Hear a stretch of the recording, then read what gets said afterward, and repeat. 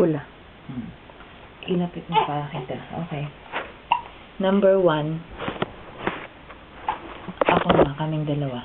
Kita? Yes. Number 1, baby is wide awake. Naka-wrap. At ang middle finger, thumb, nasa may jaw. Huwag niyong haharangan to kasi kailangan niya yun para ma-open niya yung mouth niya. Okay? So, yan, naka-secure. Parallel to the boob. Baby's mouth is wide open. So, to start with, ititis ng nipple from nose to mouth. Yuck. From nose to mouth. Yan. Ganun. So, again. Oh, yan. Ilagay yung ganon. Kung masakit, take it off. Tawag dito, hinliliit. Lapat ka ma. Ilagay mo. Hold like this. Okay? You can as well, kung hindi siya nasa areola, you can push it in. Dapat ang lips niya is like that. Oh, sorry. Because, ihap mo sa akin ma. Your palm press against your nose. Breathe. You can still breathe. So, ganun din yung concept sa kanya.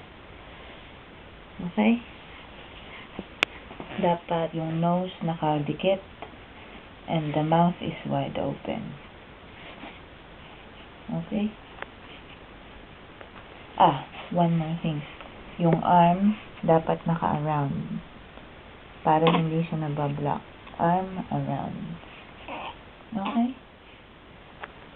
Humanap ka ng position na upright para mas madali siyang i-attach.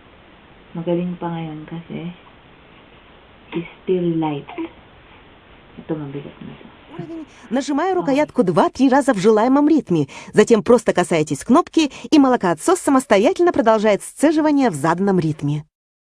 Чтобы изменить ритм сцеживания, снова нажмите кнопку, укажите нужный ритм в ручном режиме и настроить молокоотсос в точности с ритмом сосания малыша.